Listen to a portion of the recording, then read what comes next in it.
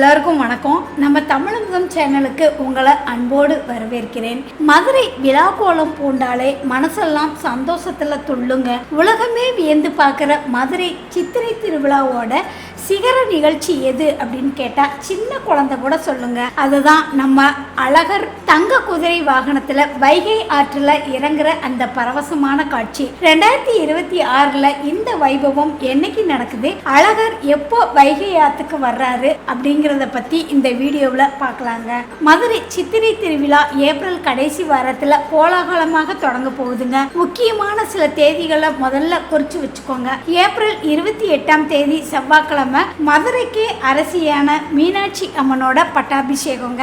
April 30 வியாழக்கிழமை அன்னைக்கு உலகமே போற்றும் மீனாட்சி சொக்கநாதர் திருக்கல்யாணம். மே 1 வெள்ளிக்கிழமை மாசி வீதிகள் அதிரும் பிரமாண்டமான தேரோட்டங்க. இதெல்லாம் முடிஞ்சதுக்கு அப்புறம் தான் மதுரை மக்கள் ஆவலோட காத்துக்கிட்டு இருக்கிற அந்த அழகரோட வரவு தொடங்குது. இப்போ முக்கியமான விஷயத்துக்கு வருவாங்க. கள்ளழகர் வைகை ஆற்றில் இறங்கும் அந்த புனிதமான நாள் என்னைக்கு அப்படின்னா 2026 மே மாதம் 2 சனிக்கிழமை அன்னைக்குங்க. அன்னைக்கு அதிகாலை 5:30 மணி முதல் மாலை 6:15 கள்ளழகர் வைகை ஆற்றில் எழுந்தருள்வாரு. சித்ரா பௌர்ணமி அன்னைக்கு லட்சக்கணக்கான பக்தர்கள் கோவிந்தா கோவிந்தா அப்படின்னு முழங்க அழகர் தங்க குதிரை வாகனத்துல ஆத்துல இறங்குறத பார்க்கவே 2 கண்ணு பத்தாதுங்க. அன்னைக்கு அழகர் எந்த பட்டு உடுத்திட்டு வர்றாரோ அதை வச்சுதான் அந்த வருஷத்தோட செழிப்பு இருக்கும் அப்படின்னு சொல்லுவாங்க. பச்சை பட்டு உடுத்தி வந்தா நாடு செழிக்கும் அப்படிங்கிறது ஐதீகம். 2026 அழகர் என்ன நிற பட்டுல வர்றாருன்னு பார்க்க